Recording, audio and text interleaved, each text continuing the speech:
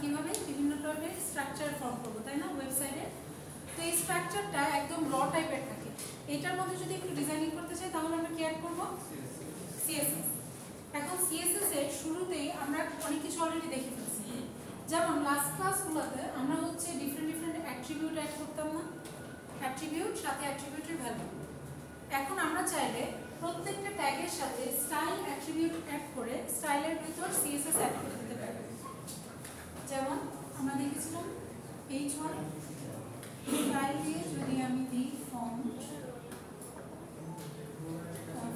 Colour red, তাহলে আমার এই H1 এর ভিতরে যে লেখাটা থাকবে সেটা রেড কালার হয়ে যাবে, ফন্টের কালারটা চেঞ্জ হয়ে যাবে। যদি ব্যাকগ্রাউন্ড কালার দিই, ব্যাকগ্রাউন্ড কালার দিয়ে ডিফারেন্ট একটা কালার দিই, তাহলে ব্যাকগ্রাউন্ড কালার চেঞ্জ হয়ে যাবে।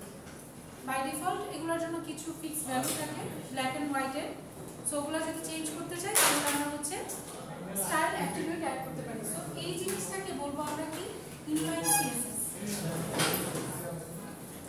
আমরা এর আগে বলেছি সিএসএস কয়ভাবে অ্যাড করা যায়? তিনভাবে।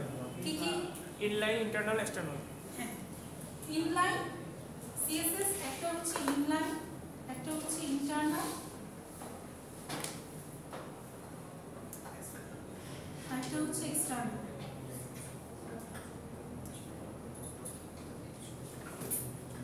ইনলাইন সিএসএস আমরা যেটাকে বলছি। ইন্টারনাল সিএসএস হচ্ছে আমরা দেখেছি না হেডিং সেকশন হয়, হেড সেকশন আর কি, এই হেড সেকশনের এইখানে একটা হচ্ছে স্টাইল ট্যাগ ইউজ করব।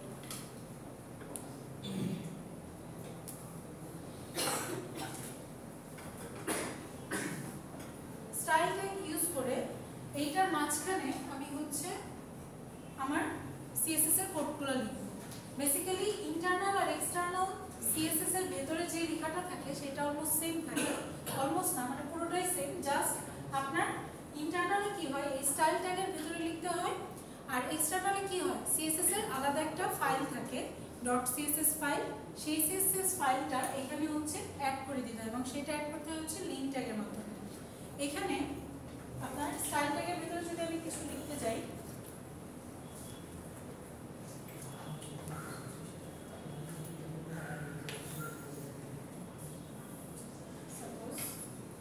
এখানে আমি হচ্ছে দুইটা অ্যাট্রিবিউটের মধ্যে একটা ইউজ করতে হবে, এটা একটা না হলেও চলবে। টাইপ হচ্ছে টেক্সট অর সিএসএস,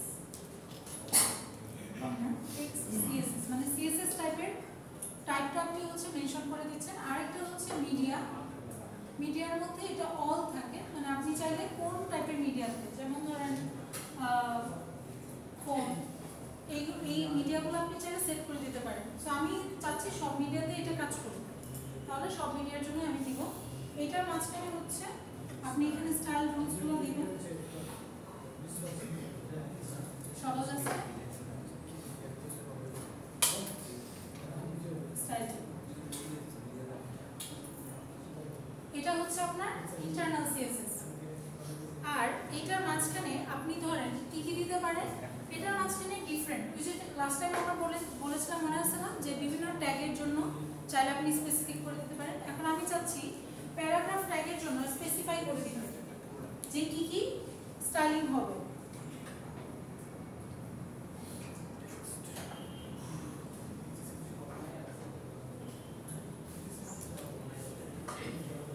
আচ্ছা, সো আমি চাচ্ছি প্যারাগ্রাফ ট্যাগের জন্য যদি স্টাইলিং করতে চাই পি লিখে সেকেন্ড ব্র্যাকেটের ভিতর হচ্ছে আপনার সেকেন্ড ব্র্যাকেটের ভিতর আমি স্টাইলিংটা লিখব। তো আমি চাচ্ছি এখানে হচ্ছে কালারটা সাইজটা দুইটাই চেঞ্জ করতে, কালার হচ্ছে তারপরে হচ্ছে বিজি কালার,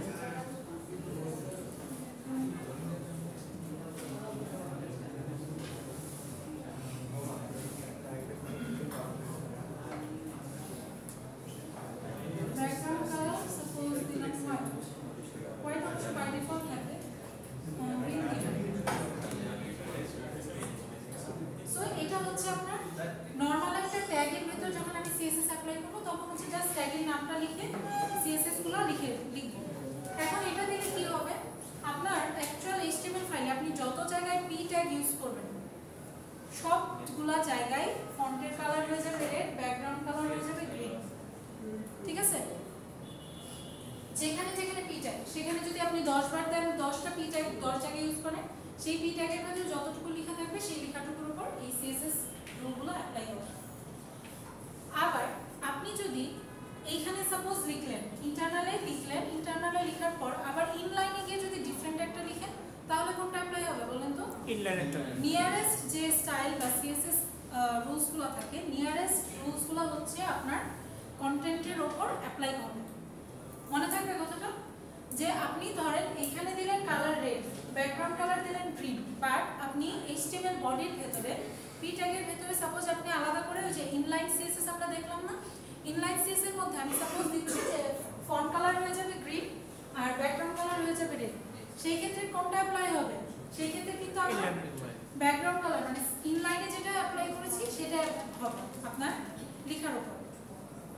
সো এটার মধ্যে যদি আমি প্রায়োরিটি অনুযায়ী সাজাই, সবথেকে বেশি প্রায়োরিটি হচ্ছে ইনলাইনে, তারপর ইন্টারনাল, তারপর হচ্ছে এক্সটার্নাল। নিয়ারেস্ট যে স্টাইলিংটা থাকবে সেটা হচ্ছে আপনার কন্টেন্টের উপর সবার আগে মানে অ্যাট লাস্ট গিয়ে অ্যাপ্লাই হবে ওইটা। কি করবে এটা ধরেন যদি উপর থেকে অ্যাপ্লাই করতে করতে যায় সবার লাস্টে যেটা অ্যাপ্লাই হবে সেটাই তো আর কোনটা দিয়ে রিপ্লেস হচ্ছে না, সো সেটাই থেকে যায়। তারপরে এক্সটার্নালের কথা যদি বলি, বলেন হ্যাঁ সমস্যা নেই, এটা হচ্ছে case sensitive. W3 school recommend করে ছোট হতে দাও।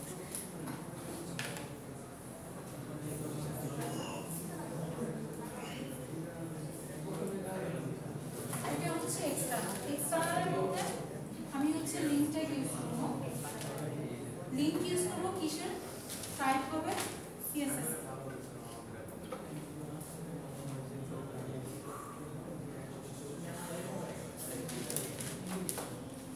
এখানে হচ্ছে রেফারেন্সের মধ্যে আপনার ফাইল নেমটা থাকবে, তারপরে হচ্ছে মিডিয়া আপনি জায়গাটার মধ্যে যদি অল দিতে চান অল দিতে পারেন। external.css এইখানে তাহলে হচ্ছে ফাইলের নেমটা এখানে থাকবে। ঠিক আছে, তাহলে ওইখান থেকে আপনার ফাইলটা নিয়ে এসে ওই ফাইলের ভিতর যে সিএসএস রুলগুলো আছে সেগুলো অ্যাপ্লাই হবে। আপনি ফোন ইউজ করছেন কেন ক্লাসে?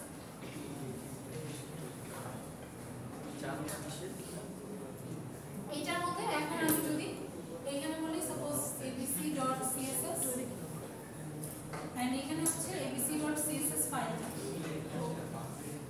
এটার মধ্যে আমি হচ্ছে কি করে অ্যাপ্লাই করব? ধরেন আমি এটা আপনার ফাইল, এটা আপনার ফাইলের ভিতর টেক্সট লেখার জায়গা। মিডিয়া হচ্ছে যে বললাম কোন কোন মিডিয়াতে আপনি চালাবেন, মানে সেই জিনিসটা কাজ করবে সেটা আপনি স্পেসিফাই করে দিতে পারেন। আচ্ছা, সো এটার মধ্যে আমি চাচ্ছি প্যারাগ্রাফ ট্যাগের জন্য যে রুলসগুলো সেটা ওই আগেরটার মধ্যে সেম। এখানে কালার দিলাম,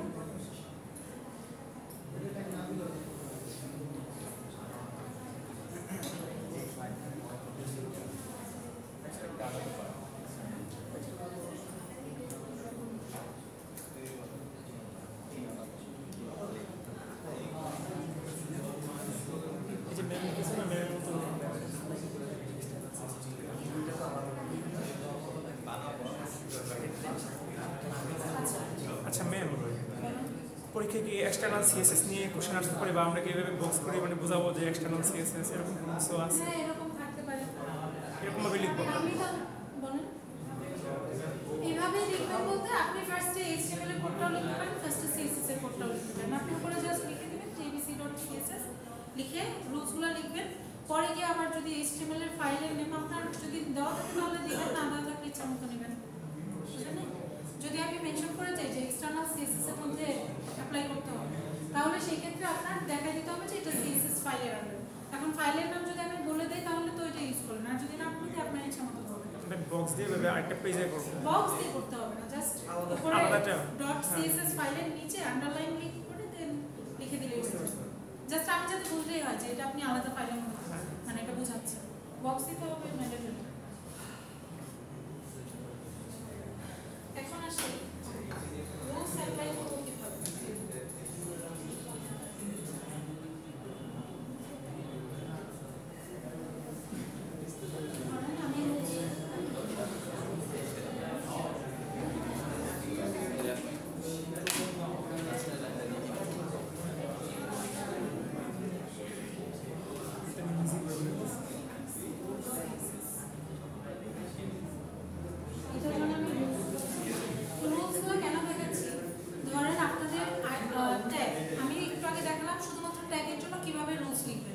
যে ট্যাগের নামটা দিয়ে দেন হচ্ছে সেকেন্ড ব্র্যাকেটের ভিতরে আপনার রুলসগুলো লিখতে হবে।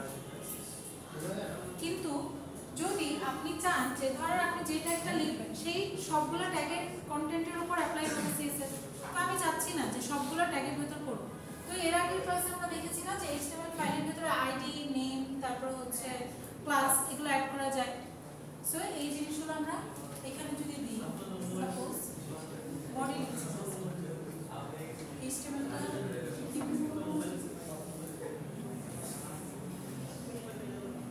এত কথা বলছেন কেন?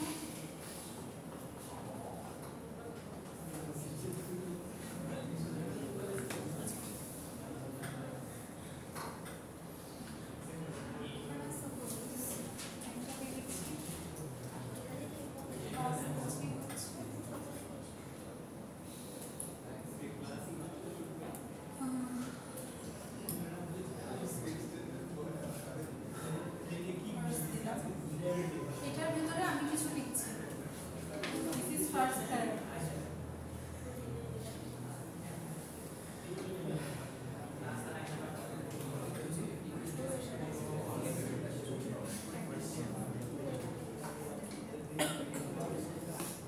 This is first paragraph. এটা হচ্ছে বিটা কোর্স।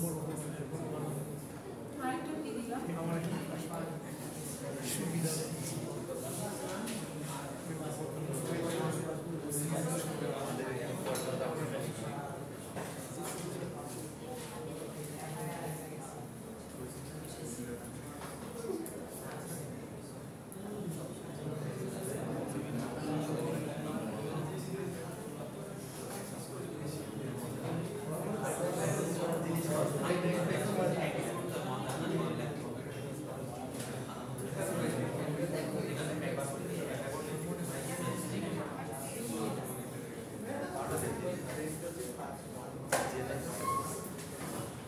আচ্ছা, এখন ধরেন আমি দুইটা ক্লাসের জন্য ডিফারেন্ট স্টাইল করতে চাচ্ছি। তো আমি এটা দিব হচ্ছে ডট দিয়ে, ঠিক আছে? সো ডট দিয়ে আমি যদি এই প্যারাগ্রাফটার জন্য স্টাইল অ্যাপ্লাই করতে চাই তাহলে হচ্ছে ডট ফার্স্ট, ওই ক্লাসের নামে সেম নাম বলে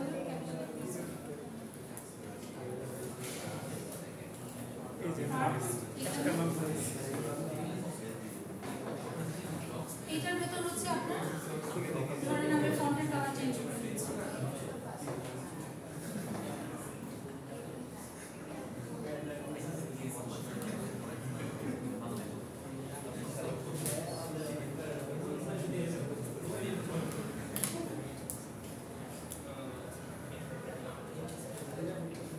এটা আবার সেকেন্ডের জন্য যদি করি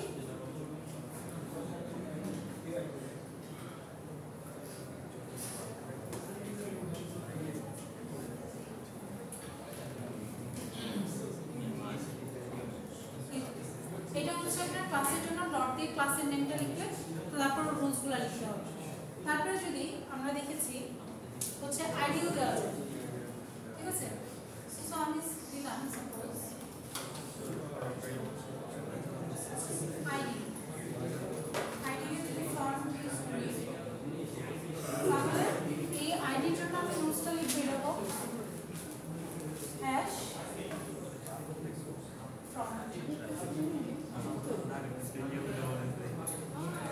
ঠিক আছে?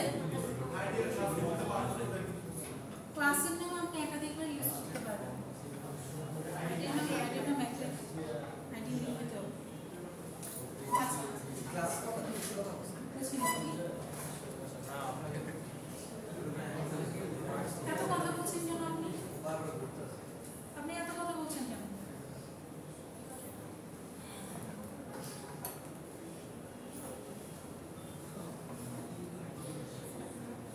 আচ্ছা, তারপর হচ্ছে আপনি যদি চান যে সব এলিমেন্টসের উপর কোনো রুলস অ্যাপ্লাই করতে চান তাহলে সেই ক্ষেত্রে এটা হবে অ্যাস্টারিক দিয়ে দেন হচ্ছে আপনি সাপোজ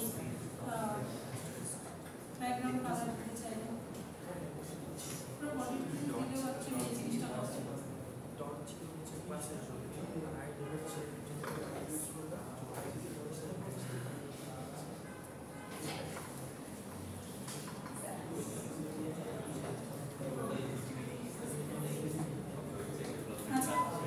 এখন ধরেন আপনি অলরেডি কিছু অ্যাট্রিবিউট অ্যাড করেছেন, ঠিক আছে? সো আমরা দেখেছি না যে ইনপুটের জন্য ডিফারেন্ট অ্যাট্রিবিউট হয়। তো ইনপুট ট্যাগ তাহলে সবগুলোর জন্য কিন্তু ইনপুট ট্যাগ সেম, তাই না? ডিফারেন্ট ইনপুট আমরা দেখেছি লাস্ট ক্লাসে। ফর্মের জন্য আমরা ডিফারেন্ট ইনপুট নিচ্ছিলাম, একটা হচ্ছে পাসওয়ার্ড, একটা হচ্ছে বাটন, তাই না? Check box. তো আমি যদি চাই যে ডিফারেন্ট এই যে ইনপুট ট্যাগ তাদের জন্য কিন্তু ট্যাগ নেম ডিফারেন্ট, আপনি চাইলে তাদের লাইক নেম বা আইডি ডিফারেন্ট দিতে পারেন। আবার চাইলে আপনি যে টাইপ ডিফারেন্ট দিচ্ছেন না সেই টাইপের জন্য আলাদা সিএসএস অ্যাপ্লাই করতে পারেন। যেমন আমি যদি অলরেডি একটা বলি, ধরেন টেক্সট টাইপের সিএসএস, টেক্সট টাইপের ইয়ার জন্য আপনি অ্যাপ্লাই করতে চাচ্ছেন, তো সেই ক্ষেত্রে ইনপুট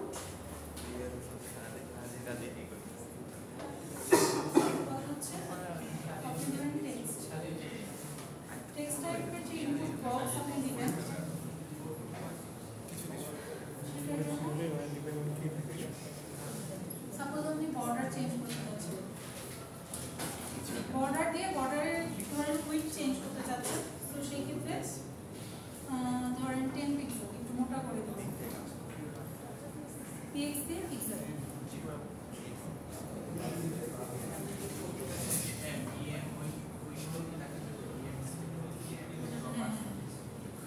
দেখাবো। তারপর হচ্ছে আপনার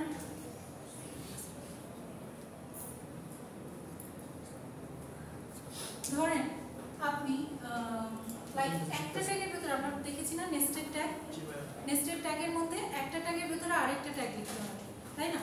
সো এরকম যদি একটা সার্টেন ট্যাগের ভিতরে সাপোজ আপনার হচ্ছে প্যারাগ্রাফের ভেতর হচ্ছে না সরি একটা ডিভিশনের ভেতর একটা প্যারাগ্রাফ আছে, প্যারাগ্রাফের ভেতর হচ্ছে আপনার একটা হেডিং আছে বা কোনো একটা ট্যাগ আছে। সো সেই ক্ষেত্রে আপনি চান ধরেন আপনার আরেকটা ডিভিশন ক্লাস আছে বাট সেইটার ভেতরে হয়তো ডিফারেন্ট একটা ট্যাগ আছে। সো একটা বললাম হচ্ছে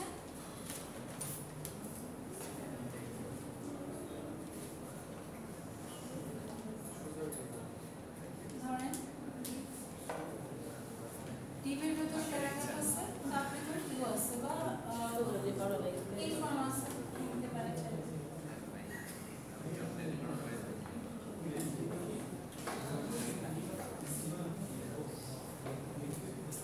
আরেকটা ডিপ ক্লাস আছে, ডিপ সেকশন আছে, সময় ক্লাসের আন্ডারে ক্লাস থাকে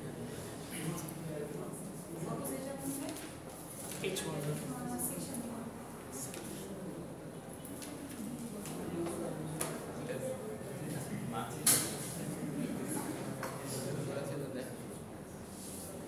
তো এটার জন্য আমি চাচ্ছি ডিপ ক্লাসের পি চাইল্ড বা ধরেন পি ছাড়াও ডিফারেন্ট একটা এটার ভিতরে আরেকটা চাইল্ড আছে, আরেকটা কি দেওয়া যায় সেকশন আছে সাপোজ এই সেকশনটা ধরেন এটার মধ্যে, ঠিক আছে? তো এখন আমি চাচ্ছি ডিপ এই ডিপের ভেতর এই যে পি ট্যাগটা আছে সেই পি ট্যাগের উপর সিএসএস অ্যাপ্লাই হোক, এই পুরোটা ডিপের উপর না হয়ে সেকশনের মধ্যে হবে না তাহলে, তো সেই ক্ষেত্রে ঠিক আছে। তার মানে এই ডিপের ভেতর প্যারাগ্রাফ, এই প্যারাগ্রাফের ভেতর যতটুকু কন্টেন্ট থাকবে সেটার উপর যাতে সিএসএসটা অ্যাপ্লাই হয়, তাহলে সেই ক্ষেত্রে কি আমার মেনশন করে দিতে হবে ডিপ, তারপরে ভেতর ডিপের ভেতর যে প্যারাগ্রাফ আছে সেটার মধ্যে, তাই না? সো এটার জন্য যদি আমি লিখি তাহলে হচ্ছে ডিপ দিয়ে দেন হচ্ছে পি, এটার ভেতর সিএসএস রুলটা হবে। বুঝতে পেরেছি?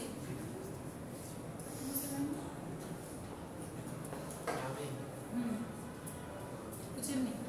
আচ্ছা ধরেন এটা হচ্ছে ডিপ ক্লাস, ঠিক আছে? ডিপ ক্লাসের ভেতরে আপনার দুইটাই কিন্তু sorry deep tag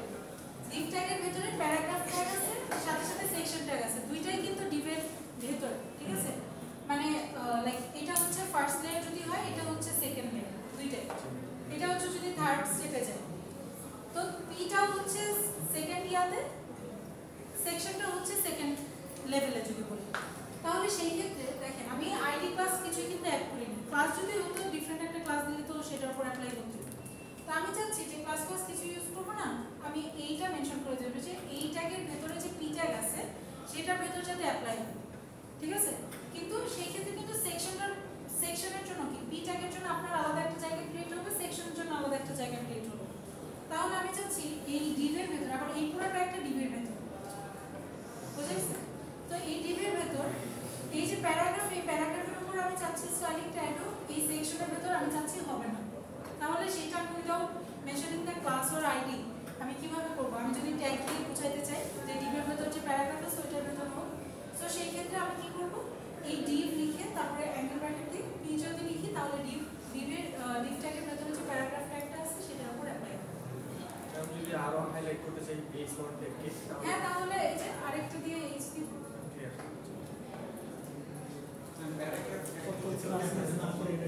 paragraph tag যদি দুইটা থাকে সেই ক্ষেত্রে আপনার আলাদা কিছু মেনশন করতে হবে সেই ক্ষেত্রে।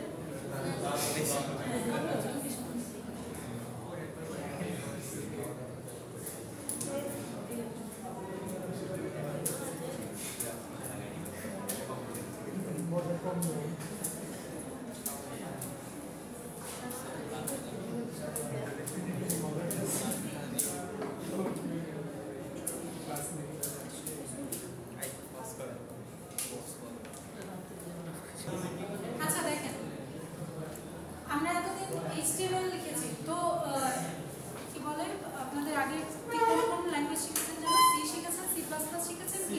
সি শিখেছি, সি প্লাস প্লাস চলতেছে। আচ্ছা শুরু হয়েছে। আচ্ছা তো সিতে আমরা দেখছি যে ওই যে কমেন্ট আউট করা যায় না, HTML আপনাদের কমেন্ট আউট মনে করা দেখায়নি তাই না? না HTML এ কমেন্ট আউট করা যায় হচ্ছে স্ল্যাশ asterisk স্ল্যাশ, মানে এটা হচ্ছে মাল্টিলাইন করতে গেলে, এটা নাম সিতেও মানে মাল্টিলাইনের জন্য। আর CSS এর এটা হচ্ছে HTML ফাইলের জন্য, CSS এর জন্য মেবি আপনার এই যে এটা আমি HTML এর জন্য। HTML এর জন্য এটা তো আমরা কোনটার জন্য? এটা হলো লাইন বাই লাইন আর কি, আর ওটা হলো মাল্টিলাইন। এটাও ইয়ার মাল্টিলাইন কাজ, মাল্টিলাইন HTML এর জন্য এটা নিচেরটা, কিন্তু CSS এর জন্য আই গেস কোনটা? CSS এর উপরটা উপরেরটা না? জি ম্যাম। তাহলে আরেকটা জিনিস দেখো সেটা হচ্ছে বর্ডার।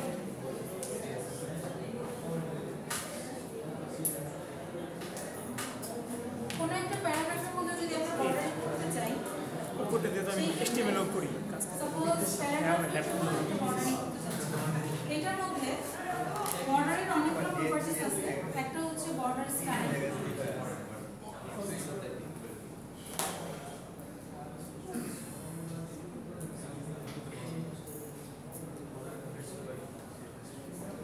তারপর হচ্ছে বর্ডার উইথ,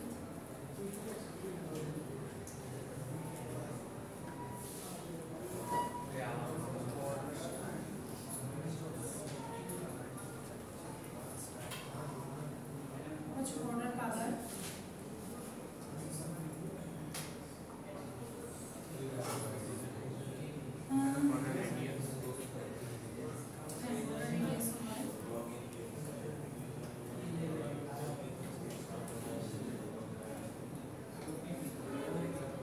আচ্ছা। সো বর্ডার স্টাইলের মধ্যে আপনি চাইলে অনেক কিছু, নর্মালি আপনার যখন একটা প্যারাগ্রাফ লিখি সেটার বর্ডার স্টাইল হয় হচ্ছে না, ঠিক আছে। এই কতগুলো ভ্যালু আমরা সেট করতে পারি, নাম করতে পারি, মানে কোনো স্টাইলই হবে না, মানে বর্ডার কোনটাই আসবে না। কিন্তু আমরা যদি চাইলে হচ্ছে এরকম এরকম বর্ডার দিতে পারি, এটাকে বলবো ডটেড, সলিড হলে জাস্ট এরকম, তারপর হচ্ছে ড্যাশ হলে আর একটু বড় বড় এরকম হয়ে আসবে,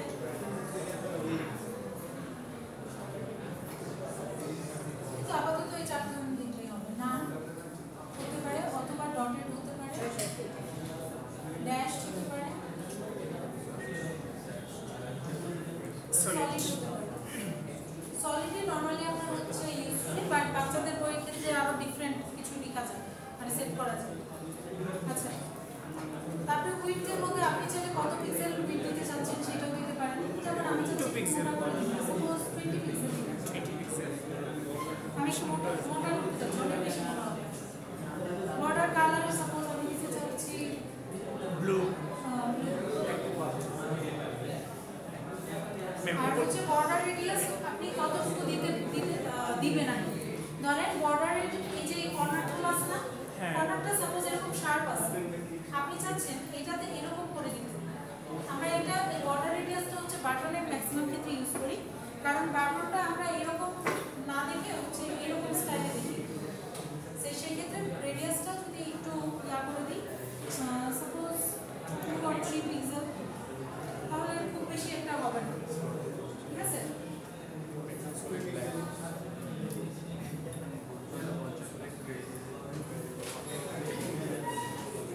বর্ডার ওইটা কমা দেন নাই